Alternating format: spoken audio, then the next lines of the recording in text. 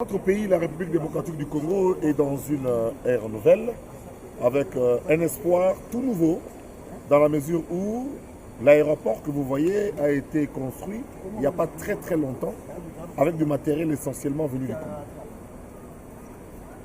Pourquoi des gens qui viennent chez nous prendre des tonnes et des tonnes de terre arrivent à les transformer pour en faire ce beau bijou, et que nous-mêmes, pour presque le même montant, nous ne sommes pas en mesure d'avoir de tels aéroports. Je suis en Chine, ce terminal vient de terminer. Tout ce que vous allez voir à travers ces images a été nouvellement construit. En fait, en 12 ans, ici en Guangzhou, l'aéroport a été construit pour la 3e fois. En fait, c'est un 3e aéroport. Il n'y a pas eu de chef d'État pour inaugurer. Il n'y a pas eu de gouverneur.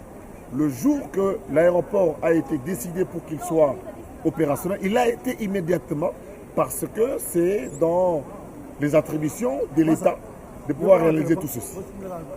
Donc, alors chez nous, finit des phrases du genre, du vieux journalisme du genre, grâce à la magnanimité du chef de l'État, grâce à la grandeur du gouvernement, grâce à la vision de ceci. Mais écoutez, mais tout ça là, c'est de la flatterie.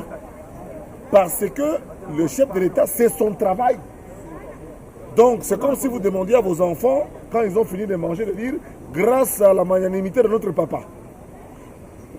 C'est dans les attributions de votre papa de pouvoir vous nourrir, vous vêtir, vous scolariser.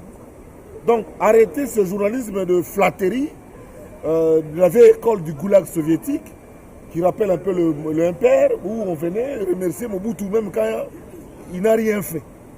Donc arrêtez de féliciter Tshisekedi, parce qu'il a commencé à faire des sautes moutons à Kinshasa. Vous remerciez, vous dites que c'est grâce à son engagement, mais à part ça, quel est son boulot? Je suis avec le président de la communauté et le secrétaire général qui sont venus ici s'assurer, parce qu'il y a quand même, c'est aussi quelque chose sur lequel nous devons nous pencher. Les avions des compagnies étrangères, de nos voisins, des frères africains, des pays qui, il y a 30 ans, ne pouvaient même pas nous atteindre nos chevilles, ont des compagnies aériennes. Tout ce que vous voyez là-bas, 90%, 85% des passagers sont des Congolais. Et tous les Congolais, nous tous, nous avons des excédents de bagages. Vous imaginez? Pourquoi, un peu comme nous voulons avoir le pont Routerail, auquel moi personnellement je m'oppose, nous avons le port en eau profonde à Banana. Léopold II, déjà en 1884, avant la conférence de Berlin, avait négocié pour désenclaver la RDC, avait négocié avec d'autres puissances pour que nous ayons l'ouverture que nous avons sur les 13 km à Mwanda.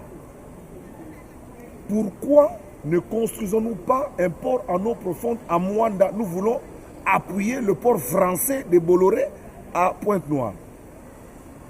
C'est une hérésie. Maintenant, Rwandais RDC à Kinshasa.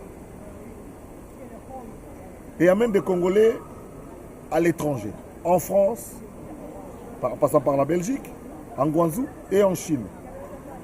Qu'est-ce qui nous empêche, nous, un grand pays comme la RDC, qui étions le premier à posséder les DC-10, pilotés par des Congolais, qu'est-ce qui nous empêche, nous aussi, d'aller parler avec Boeing pour que nous ayons des avions chez nous?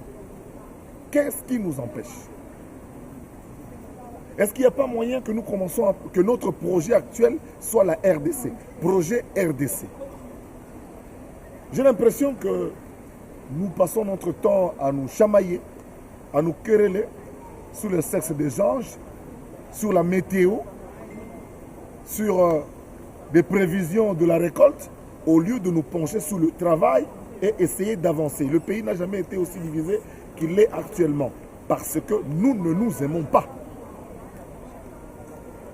J'aurai le temps de parler à Kinshasa, mais si je vais quand même profiter pour avoir le président de la communauté congolaise ici. Monsieur le Président,